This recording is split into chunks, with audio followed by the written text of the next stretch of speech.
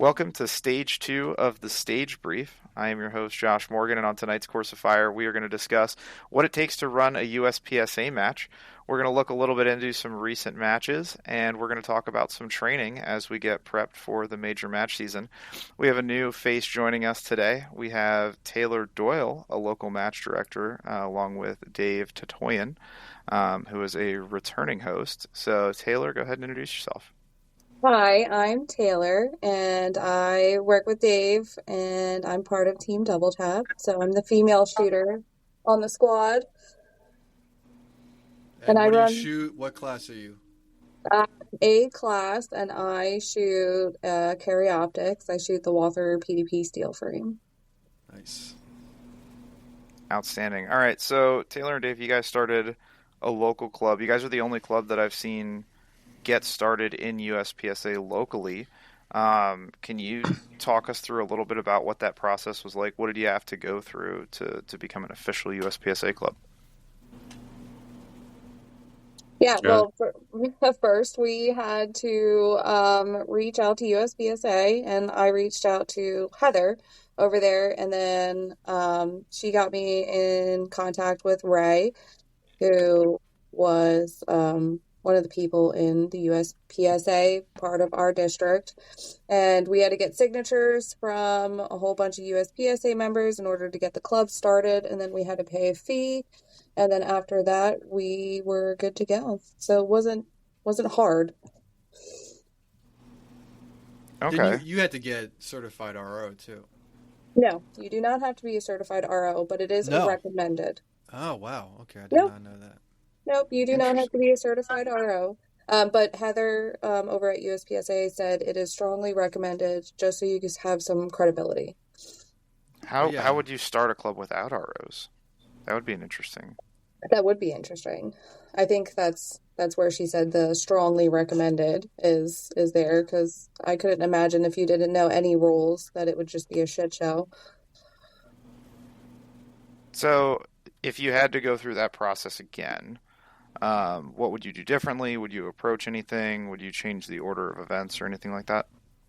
No, I mean, I think for us, we were already starting competition course of fires at our range, so we already had kind of an in with already doing competition style stuff. So we already kind of had our hand dipped in the jar, and so it was easy, and just compared to where we started, which I think was 2.5 years ago when we started our competition course of fire, to actually running a USPSA match now. I mean, we grew a lot. Oh yeah. No, I wasn't there like when it first started, but I was there for a while, and like it was way different. There were no walls, there were No no fault walls, lines. no There fault were lines. just targets kind of Yeah. like in the bay, and you would have to shoot them depending on what color was on the target. Which again, like I'd never done that, so I was like super pumped. But now you have fault lines, you have walls, brand new walls, you have ports, Yeah. moving targets. Yeah, I mean, Steel.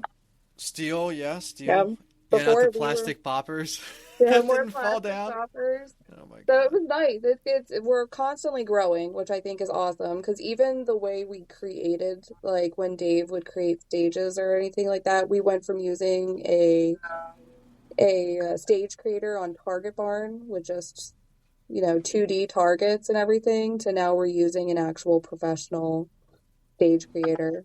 So they look exactly like what you would see at a match. How do you guys come up with stages? Actually, I'm curious about that. Well, Like the that's the stage. mad scientist over Yeah, there. yeah. How do you come up with yeah, go ahead. Yeah, so we use I think it's called Practicism Design on Steam. On there, I can just build like a digital version of the bay, like to the exact dimensions, and the walls are preset to the dimensions. Usually, I'll start with the walls. I'll usually go on like Google and just pick some base plan for the wall, set up the walls and like shooting angles how I want to, and then I'll put targets in from there. And then more recently, we've been using a lot of the blockers, so we can get a lot more targets down there. So if I can hide a target from one angle, then we can come at that same spot from a different angle since we're inside, and we can just shoot straight down range. How do you pick like what the shooting area looks like, what the like where the walls are, what kind of like do you even like in terms of the targets, even are you just like you just put them up as you see the like just the day of, or is it like specific? No, that target's going to go there because that's what I want as part of the stage. No, no. With the newer program, like I said, I'll go online and pick out a rough idea for like the shooting area and like the wall layout. And then once I put the walls in, you can almost walk around in the program and see where targets would make sense. And then Okay. I'll add them, take them away. And most of the time now with the newer program, since the program is the same size as the bay, when I go out there and set them up, they almost fit. Like before when we were doing it on 2D, we'd have to set it up and then we'd go out there and find out it didn't fit or the angles were all wrong. But now I can see 90% of the angles from in the program, so it's much, much smoother. It used to take us 2 hours to set up a stage.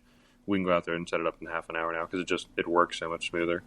Oh wow. Okay. Mhm. So when you're setting up stages, like what factors are you taking into account? Because your matches are pretty well known for being technically demanding, and they're relatively complex for indoor stages. So, what is your thought process? Are you picking out skills that you're trying to test? Are you picking out like are you trying to be technically demanding, or is it a byproduct of something else?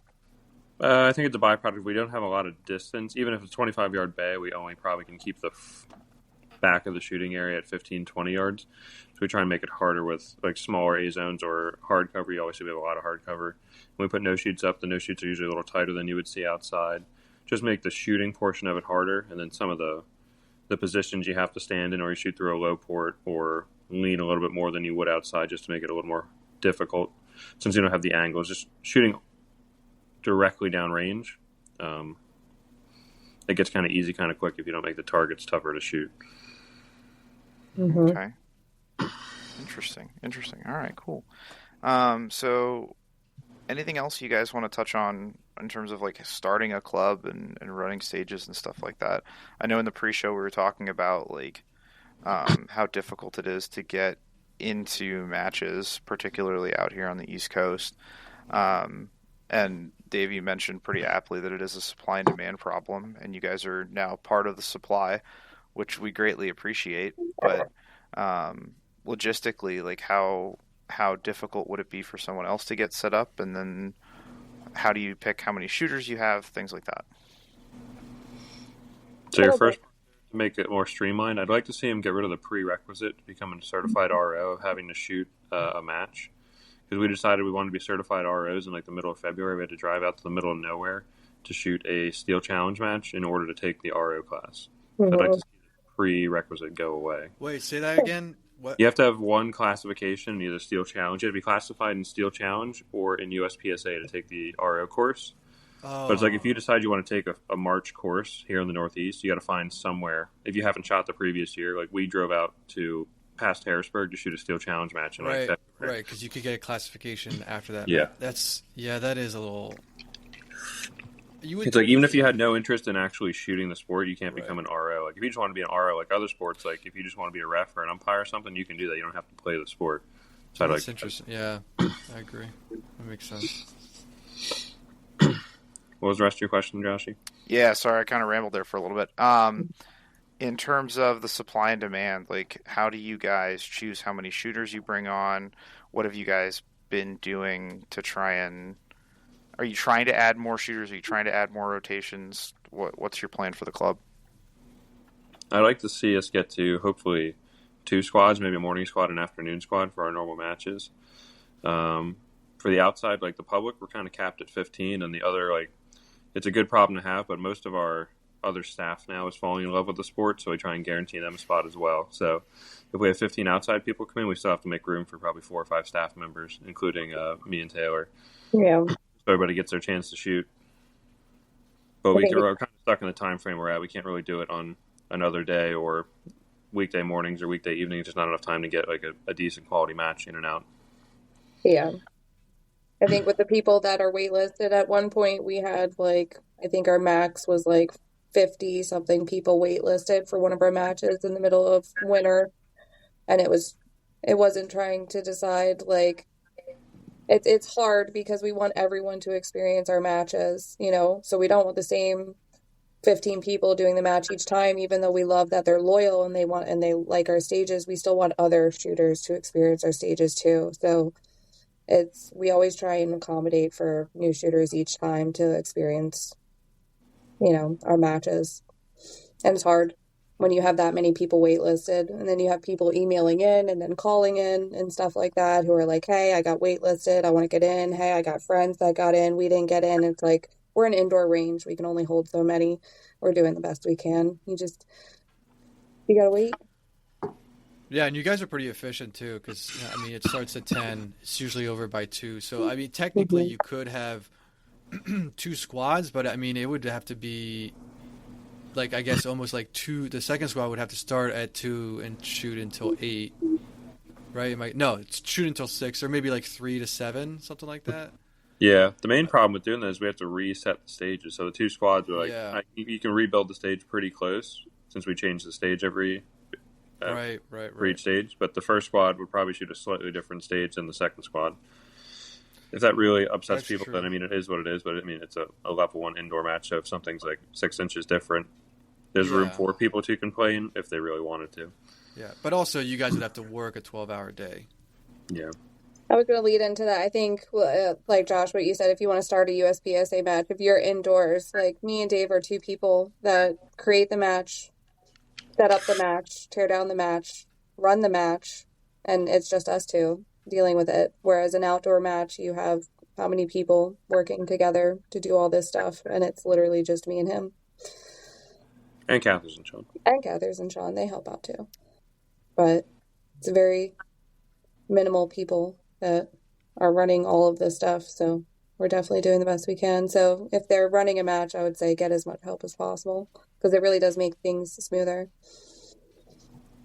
Yeah, absolutely. All right. So first off, thank you guys for putting on the match. I know every shooter that I've talked to that's experienced one of your matches has been very happy with it. But we had one yesterday, and Dave's evil genius stage design created a stage that maybe a shooter got through penalty free in each iteration.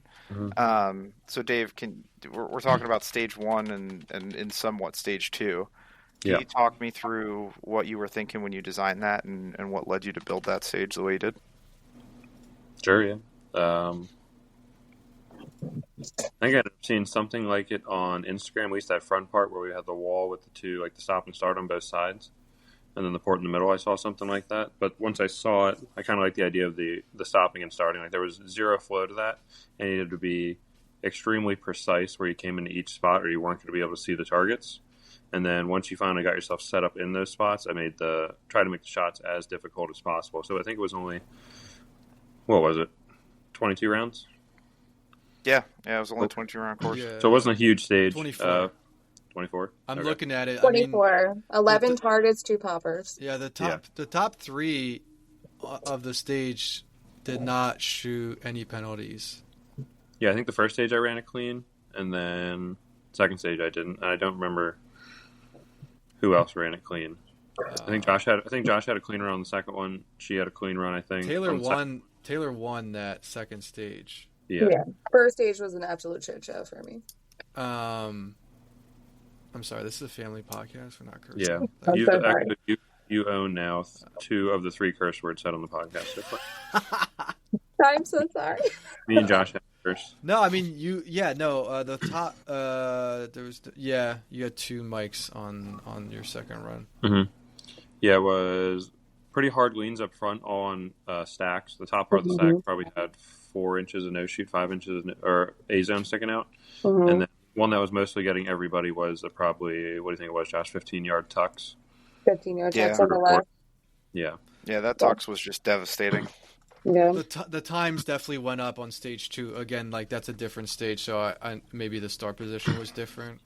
Yeah, the way the front of the stage worked, it forced you to either, at least on the second one, even on the first one, people would draw onto a steel and then a tux at 15 yards, or the most efficient way to run the second one, you would come across the back of the stage to shoot through the port, and the tux was probably about 20 yards from there. So it was not super friendly. Mm-mm. To try and flow through a spot on 2 full-size poppers and then a tux. Well, poppers were very inviting. There's a lot of sight picture variations that you can hit a popper with, and Yeah. then that tux really it either sucked you into over confirming or you were eating a lot of mics there. And what stage 3 was that a classifier stage 3? Yeah. Yeah. Mhm. Okay, so Taylor, you won a classifier stage and a field stage. Yeah. Wow. Tom is surprised. No, that's very impressive. Oh, listen, I mean, because nobody knows, but Dave wins almost every stage. He does. Yeah. Which actually, that leads me to a question too. Like, you've won every match. You got some competition last month because Larry, like, technically won limited optics, but you won the match even though you're shooting the same division, which is weird. But I mean, that's and he was at like 98 or 99% of you. But again, this time is like sort of more. I mean, you had a terrible classifier stage, just put it out there. But typically, yeah, I mean, you won this match again, and then Larry was second at 89%. I mean, how do you? I mean, I like to win. I wish I was winning too. But like, do you get bored? Do you what are you competing against? Like almost yourself, or how do you stay like motivated versus just like, oh, I'm walking in, I'm gonna win, it's gonna be easy, like whatever, and do you lose focus? Yeah, you can definitely feel like maybe like Thursday nights are a better example of like losing focus. Like, depending on who shows up Thursday nights, I definitely don't get pushed as hard as I could. Saturdays lately, for the most part, there's been at least another M class or two there that have made it more fun. Some of the stages there's not a lot of room for like gapping, like to put a large margin in between people too. So I like when the matches go like that. But yeah, I would like more better shooters to come. Like I'm all for new shooters, and this isn't like disrespecting like lower class shooters, but I would love if the whole match was full of M's and GMs, just to put.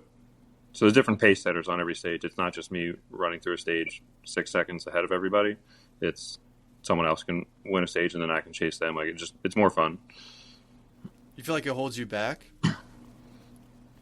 In a way, yeah, because I'm definitely not being pushed as much as I could, not like having to chase as much. Like if Josh shoots a really clean run on a Thursday or Saturday, and I know I'm gonna have to push a little bit, I can usually immediately lock in and then push past them.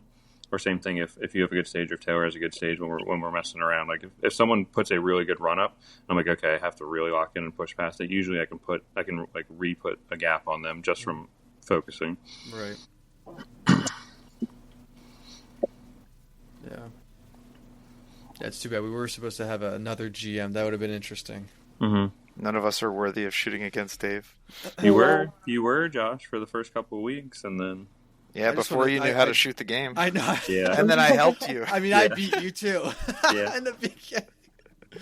Oh my god. Dave was like, "Hey, what do you think about this stage plan?" All right, Dave, let me explain to you how this sport works. Yeah. Those were the days. Yeah. That's your like a weird final words, Josh. Because I love everybody that comes, but it's just like obviously the better you get, you want to shoot against the best shooters you can to keep pushing yourself and compare yourself and see where you're lacking. I don't necessarily get to do that all the time inside.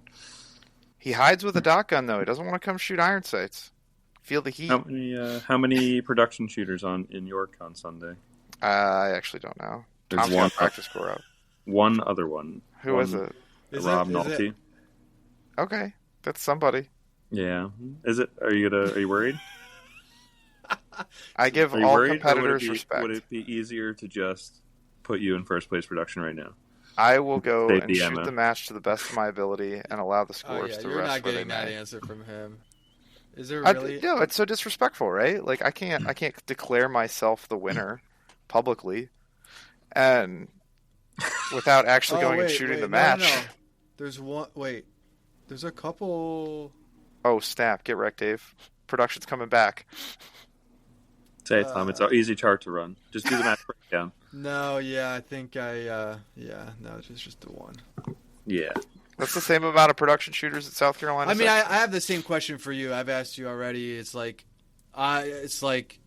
you're shooting production, and you're the only production shooter at these matches.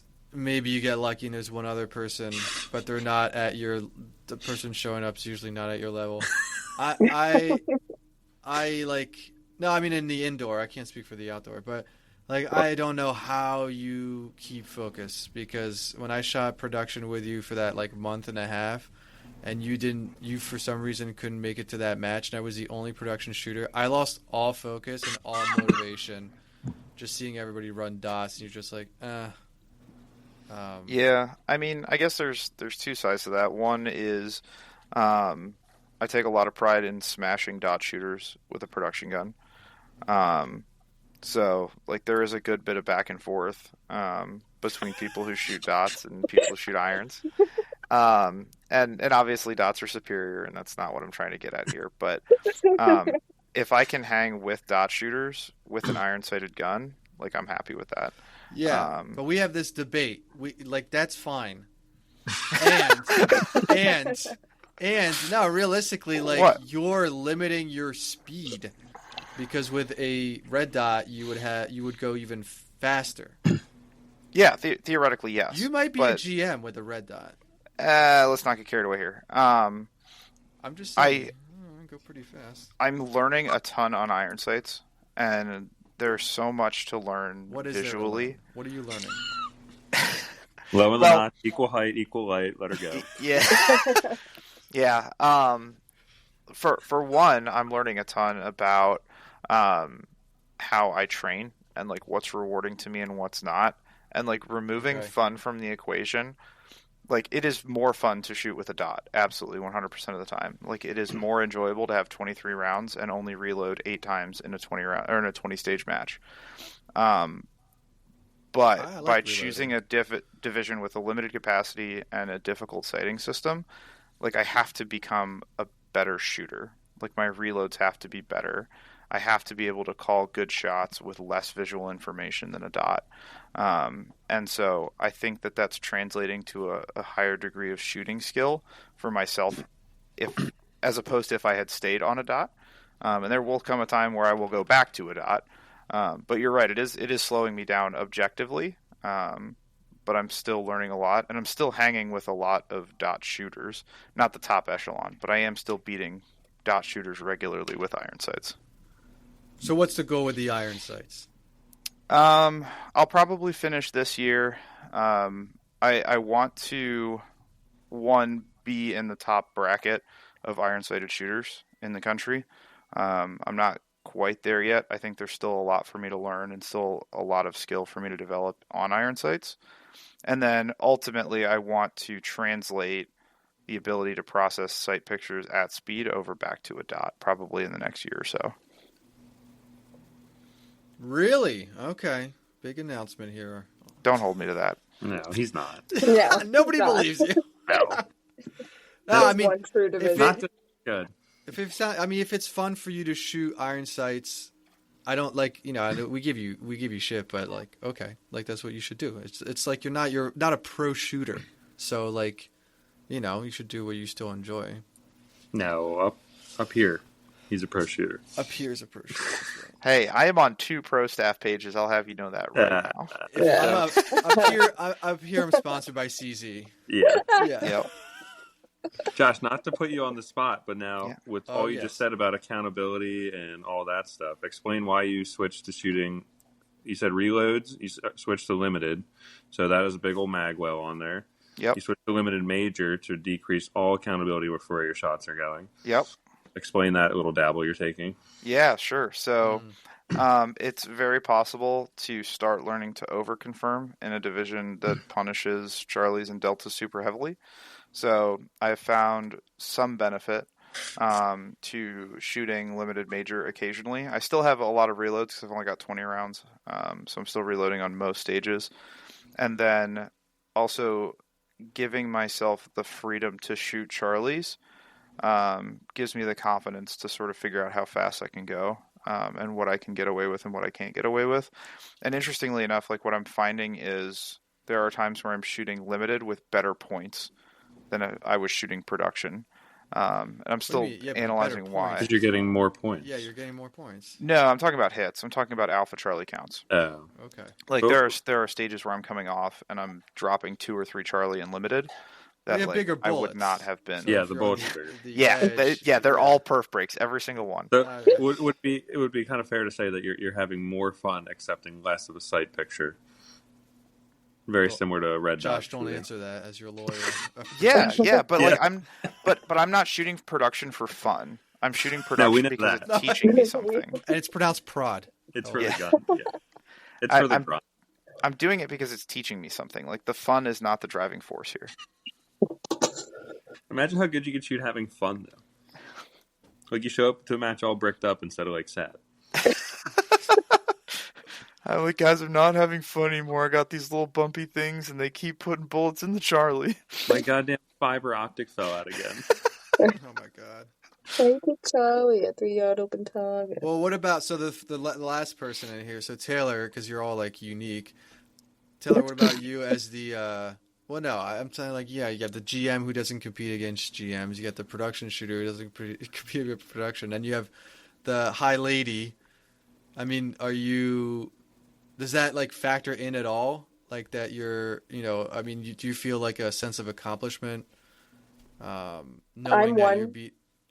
Yeah, no, not that you're winning high lady. No, that you're beating. I'm one of maybe one female shooter that shows up at an indoor match, and yeah, I'm high lady every single time. No, that's not what I mean. No, the fact that no, of course, I mean Josh wins production every week. So, but no, that you're not. That you're one of the top shooters in the match.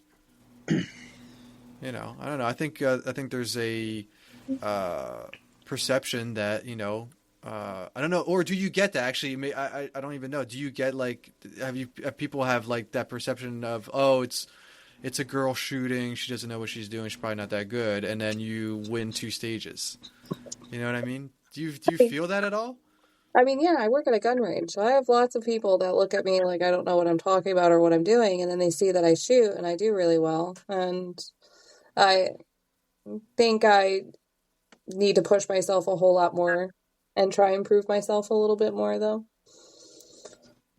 Especially we've had that conversation for the We've had context. this conversation. We have it almost weekly. Almost Yeah, but weekly, like... I mean, it's impressive because you're A class in carry optics, okay, and you're not training. It's not like you're just like not doing any training, but for you, this is like really just for fun. If I do well, I do well. I mean, I know that like there's a little bit of a drive in there, but I think that is like on our part, like watching you and it's like, wow, that's like if you trained, I don't know, 50% more. Like, I mean, I feel like I don't know.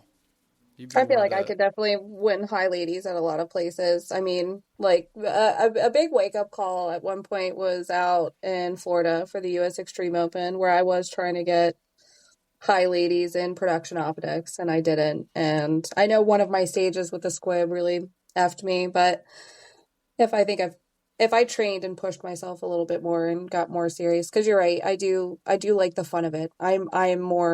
I just like showing up to matches and having fun with, my squad and my team. And I like that. So I feel like if I was definitely more focused and mentally focused into it, I think I could really push myself and really get up there. So that's an interesting segue. So going into Florida, on a scale of 1 to 10, how would you rate your preparation and training going into that match? Oh gosh. I mean, I didn't prepare myself like I should have. I mean, I ran matches, I did course, I trained a little, but I should have trained more. So I think that for my first major match, it was a pretty big wake up call that if I really pushed myself, I probably could have gotten high ladies. So well, would we say it was like also your first scale major 1 to 10. 5? Scale 1 to 10. How Scale? did you prepare? Like a 4. Mentally, Like a 4? mentally, Okay. physically, shooting Like a ability. 4. I mean, So I will say this. I'm sorry, Josh. Like, just looking at the results, you were, we'll round up. We'll say 10% off of high lady.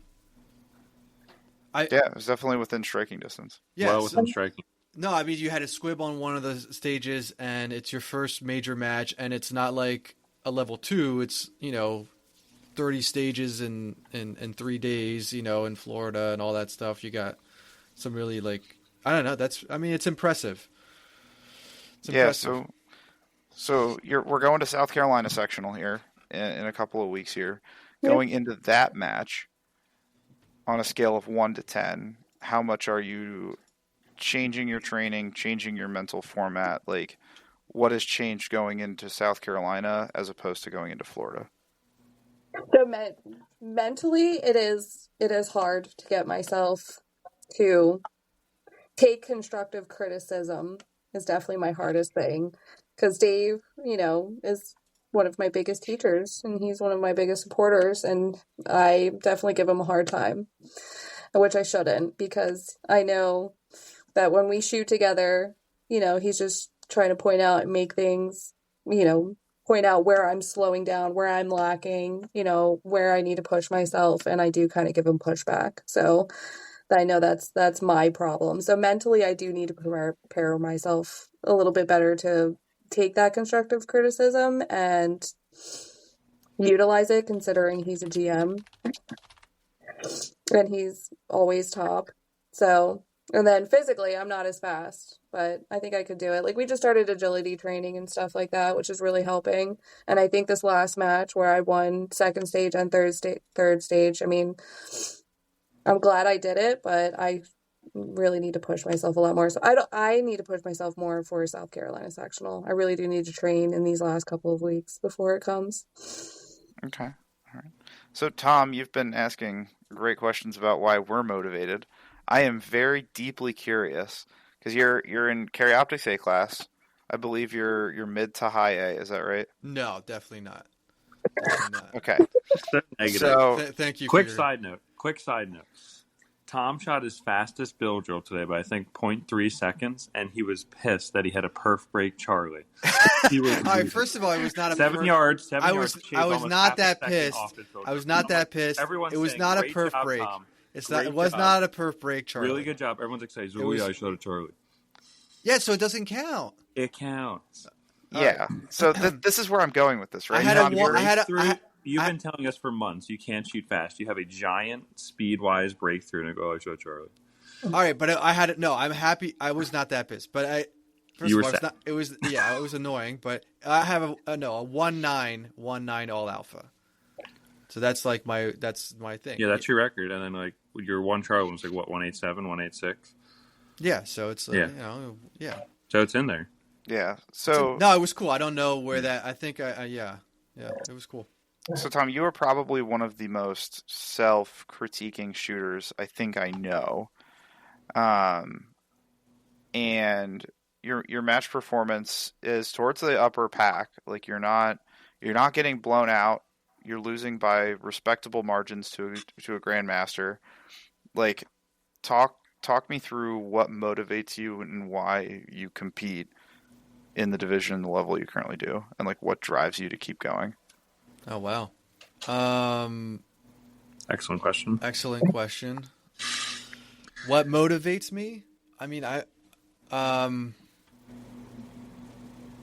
just want to get better. I am very competitive, so it's very hard. Like, so it's extremely frustrating in my position to see Dave, just walk on to in USPSA, like two days ago and make GM, within 20 minutes of joining the sport. I mean, that's an exaggeration, but like he just walks in, makes M, and then makes GM.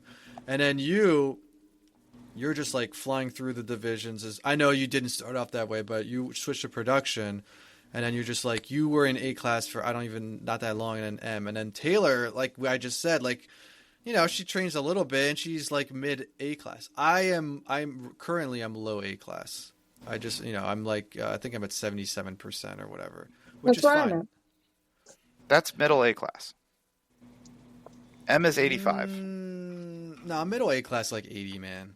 80 would be the dead middle. Yeah, I mean, Okay, you're 3% Tom is from mid. Tom is at currently 76.76. High percentage was 77.35. there you go. Something dropped. Heartbreaking. Yeah, I mean, Big I know. setback. So no, I mean, I want to get better. So for me, the classification is important. System is important because I'm not winning nationals. I'm not going to win, major matches or anything like that. So for me, like, it's cool. Like, I started C class, and I just like to see, C, B, A. So I don't want to see any of the classes, get eliminated or anything like that. Because for me, like, that was a major deal. I remember when I made B class, like, I was pumped. Yeah, I want to make I would love to make GM. I don't agree that anybody can just make GM if they work hard enough at it. I think there is some innate skill there that you need. But I do believe I could make M. I am also against the clock just because of my family situation. So my goal was to at least make A class before the shooting will likely slow down. Maybe next year or the year after that. I still want to do it, but yeah. I mean, I'm motivated to get closer to you. When I beat you on a stage, I get pumped. When I beat Dave on a stage, I get pumped, which doesn't happen often. But when I get closer in percentages, I get excited. And yeah, I mean, I'm very self-critical. I do. You guys always say, I've been saying that it's been mental. I do feel like there's been in the last 3 months, what's been very, and maybe even longer, what's been very frustrating since I made A class actually, so it's been a lot longer than that, is I don't think that I've shot a match to my potential, like my shooting skill. Fair, for sure. Yeah. So I think. What are you using on like a weekly or like a monthly to see if you're improving? What are you basing improvement off of? That's a great question. I do not have anything really except for dry fire par times, but even that is like something new that I've done. I mean, I've done it before and but I've gone back to it recently. That's it. I mean, that's a great question, and it sounds like very obvious. I don't have like a metric, like a drill I do. Oh, now I'm here, and now I'm here, and now I'm here. We're coming into match season now. Like, what's your goal at matches? If you roll up just with a blank slate, knowing there's probably a couple of GMs, there's probably some M class, there's probably some A class, there's probably some B class guys, where you're looking to finish to say that you did a good job. Yeah, I would like to finish in the high A class. High A class. High A class by match percent or by relative class finish? Like if you win A class, but you're at 60%, are you happy? That's yeah, I guess if everybody's at 60% means maybe the match was very hard. I get what you're saying. I mean, it's both. If I win, if I win A class, I'll be happy. I mean, at 60%, it would be kind of rough, but if it's a major and it's a tough major and that's what it is, like, yeah, Excellent. Yeah. I want to be like where I want to be in the group of A class. I want to finish where people were shooting A class. And I don't know, I also assume if you made A class, you're a certain skill set, which I think is true. I don't think there's people just randomly make A class, except Dave. Yeah, so I want to finish in that pack, number one, and yes, I want to win it. And if it's, I think, if that's at 60% because it's like IPSC Nationals, like, yeah, that's fine. Because like the percentage of those kind of matches is tough. If it's a level 1 and I'm at 60%, then yeah, that'd be just like, that'd be weird. Tom would not be happy about that. I mean, I've been there now. I've been there. Yeah. I mean, it's frustrating. I feel like I've gotten to, like, I have to develop new skills. I've gotten like, that's the thing. It's like hard to learn and try new things, and then but like you make mistakes that you don't normally make as you're pushing or you're trying new things, and then like I know if I shot the match clean, I could do better, but I also wouldn't be getting better, if that makes sense. This is so interesting, Tom, because I'm trying very hard to go in the opposite direction.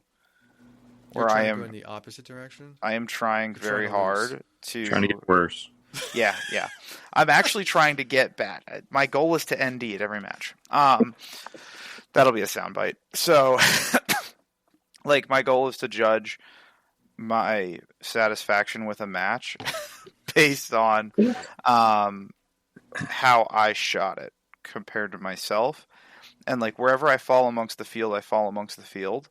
But when I look back at my time shooting and I look back at like some major matches that I performed really well at, the commonality is that I showed up to those matches with the understanding that there were people there that were better than me. And wherever I fell in that pack, I fell in that pack, but I was going to shoot the best stage that I could on each stage. And it was Yeah. like, I have no Okay. goal going into it. Yeah, I If mean I that's how lose, I lose. that's how I should shoot. And actually, to go back to your question, Dave, my metric is you. I do have a metric. Like I know that if I'm doing well, I'm within I mean, it depends on the stages, but within a certain amount of time of you, or a certain amount of percentage finish. So that would be like my metric. That's so sweet. I need Dave to be. It's not fucking sweet. Don't think it like that. He's got the third curse word. That was a fourth. He had one last week. Every week. I'm kind of using the same thing though. Like when I get You're comparing outside yourself matches, to obviously, myself? like yeah, Good. I use you. As long as I'm 2 seconds ahead of you, it's a good day. But no, as long as I'm on, like if I feel like I'm on pace, like outdoor matches, like obviously the top end of the group, they're gonna have their good days and their bad days, but kind of wherever the top shakes out, as long as I'm on pace, I feel like with the winner, the overall winner or the division winner, I feel like I'm doing something right as far as my efficiency and my stage planning. And maybe if my shooting's not necessarily as great to put the points up that day, that gives me a good judge of where I'm at. But if I'm 15 seconds off pace on a match, then I wasn't really in the running anyway for it. Yeah. Okay, that makes sense. Tay, you're up. There's no game planning here. No, How do you know? Well, because when I get there, like I definitely am more the fun of it. So when me and Josh are competitively going, like I'm gonna beat you tonight, you know? Like if And I what do beat you use against your metric, whether you did a good or bad job? Beating Josh. beating Josh is one of them. I would say I don't know if this makes sense, but like my speed. If I see my speed get better, because I know that's where I'm lacking. Like my shots are there, but I'm just slow. So if I find myself that I shot a stage faster than last week, I know that, all right, did something right here. I'm getting a little bit better. When you say a stage faster than last week, are you talking about like time off of the match leader? Like, how are you comparing to two stages on different weeks? Yeah, I mean, like always, Dave. Dave's gonna be the fastest one out of everyone. So if I'm within a couple seconds of him, like I feel like that's good. If I'm, more than 6 seconds from him, then I know that I just shot really slow. I shot like crap. Interesting. A lot of Dave comparisons going on tonight. Well, I think there's like when I first started, like, well, matches, like you don't know what you're doing, but a couple months in like skipping ahead is like I liked to see, going back to percentages versus like where you finish, is like I liked when GMs shot matches, because it was like it was like, oh, now I know where I'm at. Like I mean I ended up in the top 10 of a match, but I think there was like mostly M's, and there weren't like any. Well, there was one GM. He must have been having a bad day because I actually beat him, so that doesn't make sense. But like he messaged him on Instagram after you suck. But like, yeah. So I think like as much as because I said, you were like, oh, I'm trying to make a sweet thing. It's like it's annoying to lose to Dave every week, but it's also like for me, it's very helpful, because going back to like when the competition course started, I was like one of the worst shooters there. I mean, like I was walking, I was looking around. I didn't know anything. I never moved with a gun. And I would look up to those other shooters that like don't even come anymore. I was like, oh my God, what are they doing? They're running and everything like that. And then I was actually like starting to win those matches. And like if that kept going, I guess it'd be fine. I'd still do it because I like doing it. But yeah, I'm grateful that we were able to get you, Josh initially in, and then Dave, and then Tayler. Like you also, like now you guys are like the top. So that's what motivates me. So with success clearly defined in mind here, I guess what does that look like for us moving forward? Like Dave, what does your path to success look like? What's your training going to look like going into the season? I know we did some practice today, but what are your goals in training? Yeah, just probably starting to refine everything. Like all the little stuff, like the gross stuff kind of takes care of itself. Like on most days I can shoot the gun decently, most days I can move decently, but just blending it all together into one smooth performance on every stage is definitely what I'm trying to refine. And then as far as success at these major matches, I want to be, at least for this first year, at minimum top 10 in carry optics. I would say is a good set goal. If not, I'm looking for top 5. I'd say it'd be a good run this first year. Okay. Okay. Top 10 at every single match, you're saying? At the Uh, majors? yeah, majors. Yeah, I want to be Yeah, top yeah, 10 yeah. carry optics. Yeah, locals top 5 for sure. Which is my set goal. Top 5 in carry. I mean, I think I think you could be top 5 like overall. I mean, at this match on Sunday, I mean, fourth place at least. Sure. Yeah, I mean it depends on the crowd.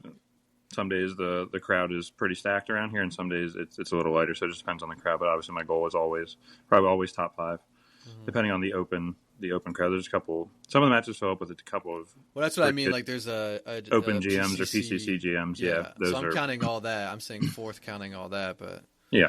yeah. So Tom, what's your training looking like going into the season? What are you working on? What are you trying to get better at? Well, like I did look at the timer during one of the drills that we shot today. It might have not been the best drill to look at because it was a tough targets at distance and things like that. But looking at the transitions, like I lose a lot of time in transitions. I definitely lose some time in over confirming as well. But I don't think that's like the lowest hanging fruit for me necessarily all the time. No, you hate that. You hate that. I don't like the low hanging fruit. I heard somebody say it recently. I don't like it anymore. Oh my gosh! All right. It's ruined. Oh my god. I think transitions. I lose a lot of time on transitions.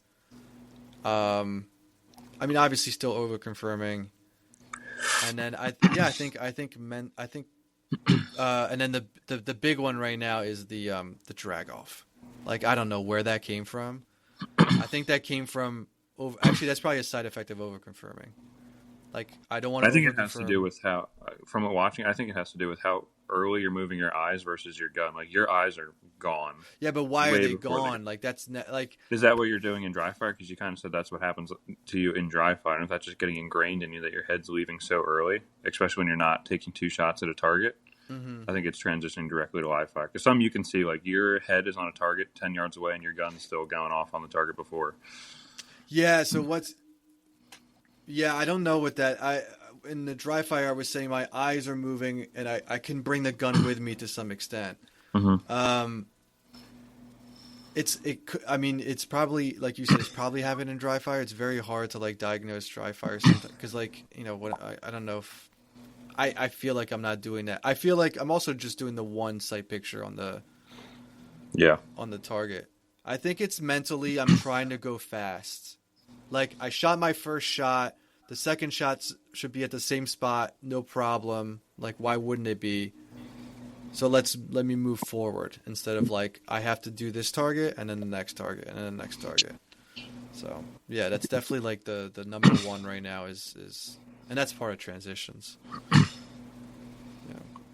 Josh, going back to training today, we spent a lot of time on 20-yard plus IPSC tuxedos, and then probably about a third of that time on 20-yard plus no shoots. What's your mindset shooting those targets? With iron sights. Yeah, so I actually learned quite a bit on those because there were good sight pictures that I wasn't trusting purely out of doubt.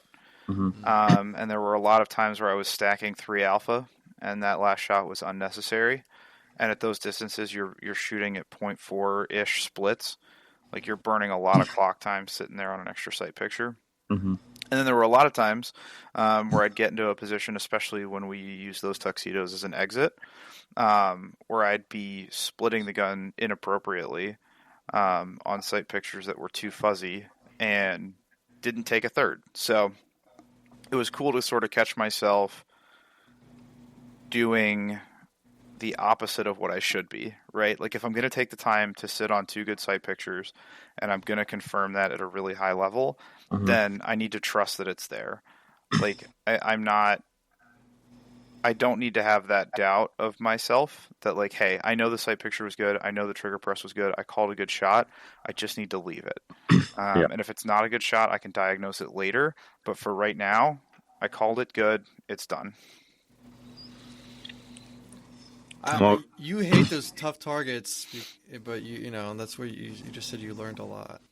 I mean, what I learned there's no way around giving those targets like exactly what you need. You can't kind of blend that. You can't get in there any faster. You can't get out of there any faster until you get 2 good sight pictures or 2 good called shots. Like you have to give them what they need, and you kind of just got to deal with it.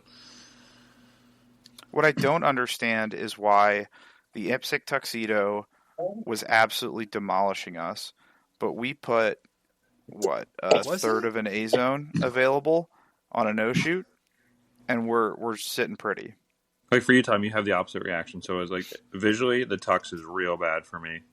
No, usually it is too, but I don't think we were not. I mean, we were not like. I didn't think it was destroying us. I feel like we had 50% hit rates. Shots, if we were throwing 4 shots on it, we were probably 1 mic per 4 shots. Not they weren't 4 inches in the black, but they were mics. Yeah. That is true. I think that but if you looked at the clock, which we didn't do, we might have spent more time on the no-shoot target. And I agree. I mean, for some reason, the tuxedos messed me up also. I don't know why the bottom half tux or bottom half no-shoot doesn't as much, but yeah, I'm not sure. So if you think about it, right, the no-shoot mathematically is a higher risk target. Mm-hmm. Like if I fuck that up, shit. There's 6 and 7. Like I'm losing a lot of points, both in the no shoot and in the mic, plus whatever time it takes me to make it up, as opposed to a hardcover tux. Like that's a mic at worst, right? So why is that so scary that I can't hold the sight picture on the target for 2 alpha? But the no shoot, I'm totally fine ripping 2 right on the edge, right on that alpha Charlie perf line and calling it a day. Yeah. I think it's more the lack of danger with the tux. Like, if you call a bad shot, you're still fine. But it's just the no shoot. You need there's immediate penalty if you mess up on the no shoot where you have a chance to fix it on the tux. So I'm probably calling or pulling the trigger on a little less adequate sight picture versus on the tux. I take that little extra second to settle it down because I know hitting the white is immediate penalty versus if I call a shot into the black, I can just fix it. Yeah, that's interesting. But thinking about it on the way home, that's it. It's like I think I'm accepting less of a sight picture because I'm not as like quote scared of the hardcover as the no shoot. Also, it's like an A zone. Like it should be, like you have the full A zone up and down. Like tell that to most shooters. They just shoot in the A zone all the time. You'll be fine. No, I know, but I'm saying like it shouldn't be a big deal, but for some reason. Well, I was having that conversation with a C class shooter or D class shooter. Sorry, at yesterday's match. And they were asking me, like, "Hey, how do I get out of D class?" And like, there is no amount of technical advice I can give someone in D class that's gonna make sense. That's an but easy just answer. Shoot alphas. Whatever time you need on classifiers, shoot alphas, and you will end up close to a C class run. Okay. All right. Like there is not a classifier in the world that if you shoot at a moderately acceptable pace, all alpha, that you won't at least end up in C class. Yeah, but Tom was about to disagree with me, and I want him to unpack that desperately. I think. Well, I don't think you can disagree with that. Mathematically, it's perfect. I kind of mistook because I was thinking more like going from C to D or C to B versus D to C. Yeah, you might be right with D to C is all alphas. Although, I mean, depending on how slow you are. That's just like when you completely demolish a classifier without like penalties, say you just make bad shots, but you're still at a decent speed, it's a C class run almost every time. Mm-hmm. Yeah. So like if you just stood there, collected your points in just a reasonable amount of time, it should be mid to high C class, no problem. Yeah. No, I would say from C to B is all the gun handling stuff. Just match bump. Yeah, sure. Just get a mesh one. All right, Josh. What's training looking like going towards South Carolina sectional? What do we got? 2 weeks? 3 weeks? Yeah, so knowing What what are I we know working about on? South Carolina, we're going to see a lot of IPSC targets. Area 6 was all IPSC last year. Big IPSC ties down there. Um, so I'm expecting to train a lot more on those, get a lot comfortable, or a lot more comfortable shooting those skinny A zones up top, because they love those upper A zone no shoot and hardcover partials. And then I also want to be aggressive in my shooting. I have a very inconsistent approach to stages, where some stages I will run real hard, I will set up, I will call good shots, and everything will go exactly correctly. And then there are some stages where I'll be mid stage and I'm like, I'm not running hard right now. Like, I am not pulling the trigger on acceptable sight pictures. And I'm still working on like pinning myself down mentally, um, to give the effort required for the stage. And I don't know if that's laziness. I've got a little journal, but I don't know if that's just like I'm coming straight from work to the match, or if it's just a rough morning, like whatever it may be. I should still be able to lay down some degree of consistency day to day, in the amount of effort that I'm giving. So that's the big thing I'm trying to unpack going into the season. Tom, if you were to shoot South Carolina sectional, what are you training? You have Mid Atlantic a month later, so same idea. You're a little farther out, but What was the question? What am I trying to work on? yeah, like say this week, if you shoot or you come shoot the match, what are you working on? I have like this weird balance because I'm trying to work on accessing my like the top skill that I can access. So I feel like it's pretty mental. I don't like I'm very much in my head of like I should be going faster, I should be going faster, I should be going faster like during the actual stage. Not it's not like that, but you know what I mean? There's like a point. So I don't know if it's just, I need to just shoot good. I've been trying to just like call good shots and then the time is the time. But then I don't, sometimes it's good, sometimes it's not so good. So I got to figure out my mental stage, my mental prep. Just like I'm trying to relax a lot more at the start of the beep, like physically relax, because I realize I just have a lot of tension.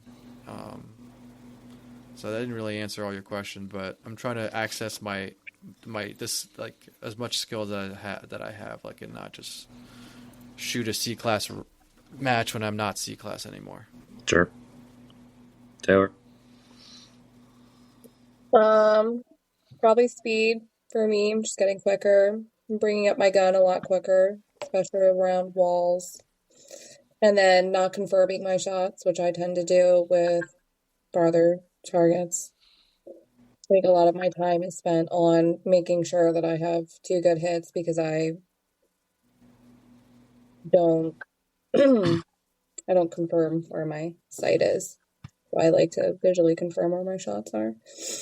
And then definitely stage planning. Making like I definitely lack at the stage planning part.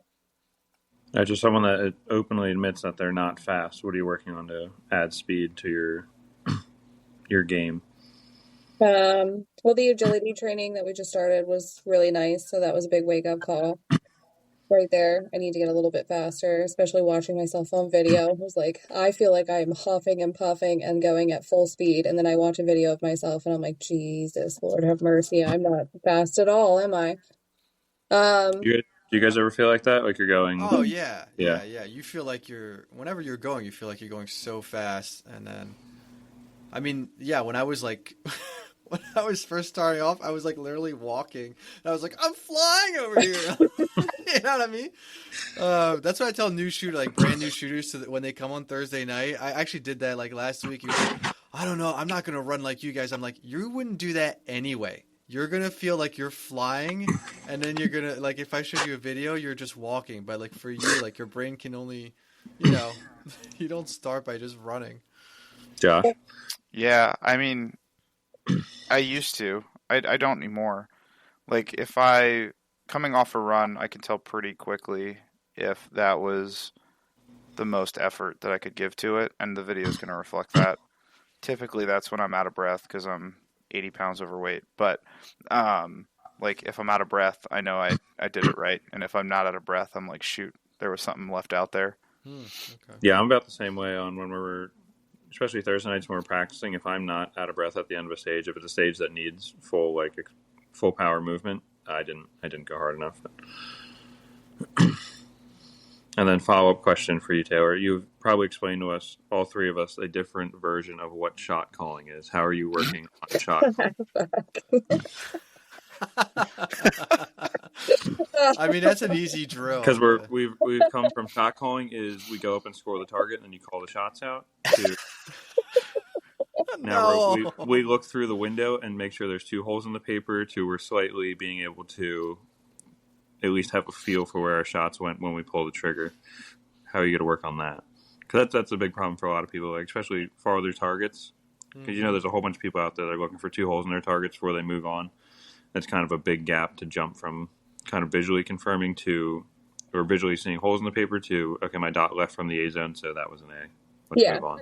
I think like obviously up close targets, if I know what I'm shooting, especially I know if I pulled a shot where my dot didn't land correctly, I know that that's an Alpha Charlie. I already know that, and then I move on.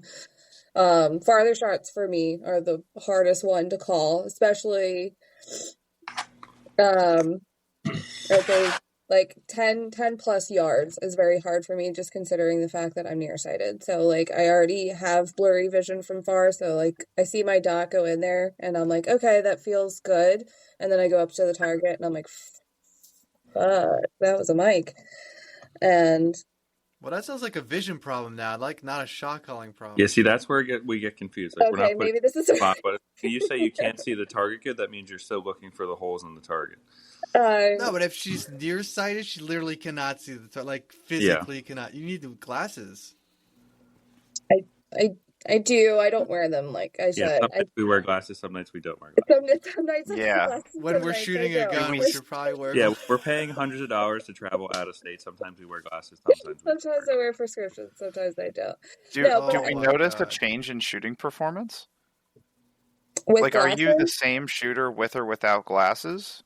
I see a lot farther targets better with my glasses. This seems like a no-brainer problem that we shouldn't even be having at this point. Then, right? If we can't see without the glasses and we can see with the glasses, I feel like the glasses should be on all the time. Maybe I should start shooting without my glasses, guys. Well, I can see without my glasses. Yeah, your shit will go down.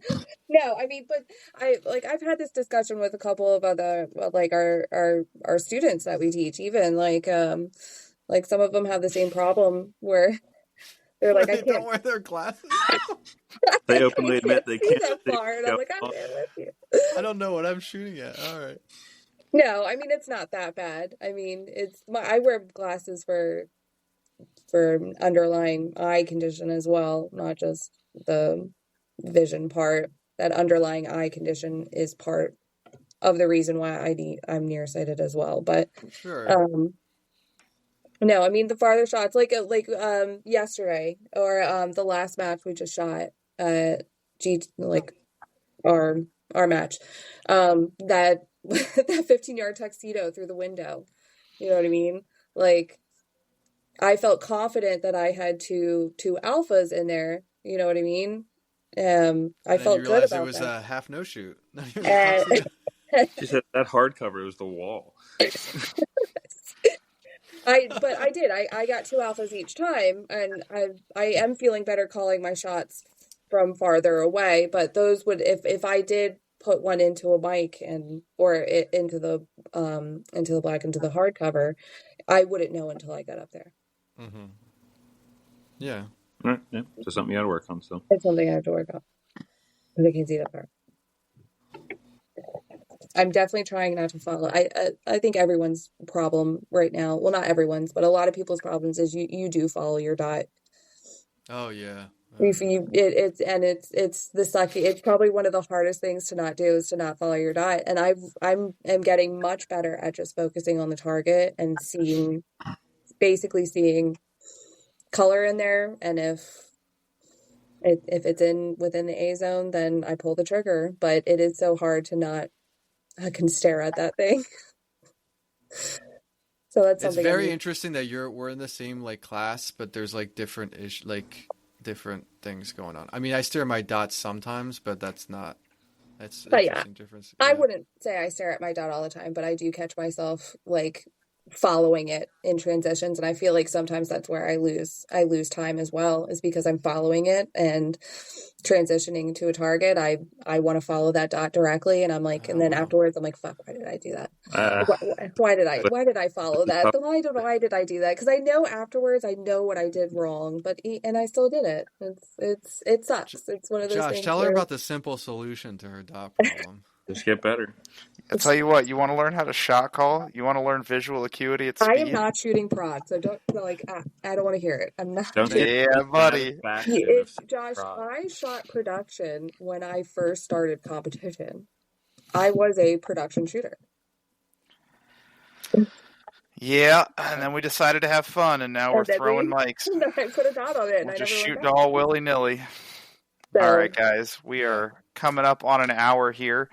This has been a production of the Double Tap Dynamics. Um, my personal sponsors are Goliath Defense and Warhorse Ordnance. Double Tap Dynamics is sponsored by Lock Grips and Brass Monkey Bullets. Am I missing any from the Double Tap side? no, Lock and Brass Monkey are two All big right. ones. So those are all fantastic companies. Go check them out if you need anything Mhm. shooting related. Any closing thoughts for tonight, guys, before we hammer down and holster on this one? Well, So, I'm good. I yeah, like we covered a lot. All right, guys. So with that being said, thank you guys for listening. Appreciate you waiting until the end here. But the range is clear. Have a great night.